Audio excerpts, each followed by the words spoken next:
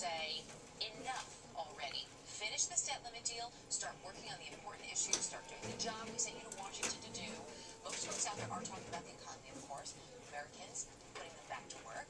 That and the very issue, of course, employment at the forefront of many Americans' concerns. And we've all heard that it's easier to get a job when you already have a job. Today, for millions of unemployed Americans looking for jobs, not only is that true, they believe they're being discriminated against in their job searches because they're not working. CBS News correspondent Elaine Quijano has this report.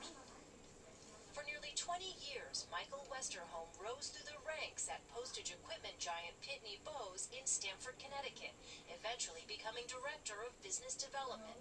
But in January, his position was eliminated, and his search for a new job began. If you can make it in the early afternoon, that would be great. Now, after sending out dozens of resumes and going on half a dozen interviews, Westerholm is getting restless. It kind of grates on you a little bit. You kind of think about it day to day. Well, what's my next step? Should I call them again? I called them, 6 times. I don't want to get past. But he's just one of 14 million Americans currently unemployed and is about to become one of the more than 6 million Americans who've been looking for work for 6 months or longer. That half-year mark is a tipping point for getting hired, according to the National Employment Law Project. There are just a lot of assumptions that get built up around being unemployed, and employers or employment agencies really not wanting to take a chance on the unemployed. In a new report, the organization says companies are less likely and in some cases unwilling to hire those out of work for 6 months or more.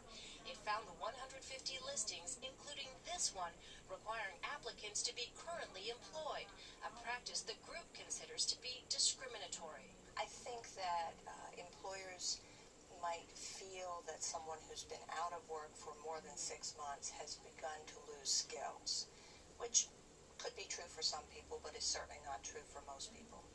The issue has even hit Capitol Hill, where legislation has been introduced that would make the practice illegal. This is un-American, it's unfair, and it should not be legal in America to do that. Michael Westerholm believes employers who immediately dismiss unemployed candidates are missing out. I think that there's a lot of good talent out there, and for somebody to pass somebody over just because they happen to, be in that position is short-sighted. A new reality facing the millions of Americans trying to get back to work.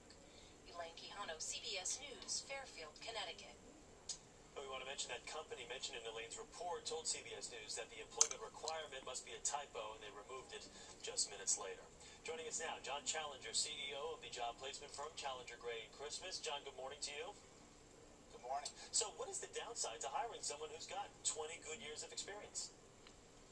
Well, companies worry now. This is the long-term unemployed. Everybody likes experience, but they worry about your urgency. They worry about the currency of your skills. They wonder, maybe has inertia set in through this long period of unemployment. And so employers are in the driver's seat right now. It's a buyer's market. They have a lot of candidates to look at. And you can be like a house that's been on the market for a long time. They just say, maybe I missed something that someone else saw. So it doesn't seem fair if you've been out of work for that long period of time. How discouraging for people who have been out of work for just 3 or 6 or 9 months, for prospective employers to think that you've lost all your skills and forgotten all that you've done just because you've been out of work for a little bit of time. Well, and of course that's not true. So you've got to, in fact, prove to them that, in fact, that long period of time makes you more urgent. You want that job. You're going to work harder for that company than anybody they find, because you know what it's like to be unemployed, and you want to fill in the gaps in your resume. So if you've done volunteer work or consulting work, make sure you tell them about that. And maybe it's just that you've been out of work for a while because you decided to take time off to take care of an ailing parent. So you can explain sometimes a gap because you had more pressing personal issues to take care of.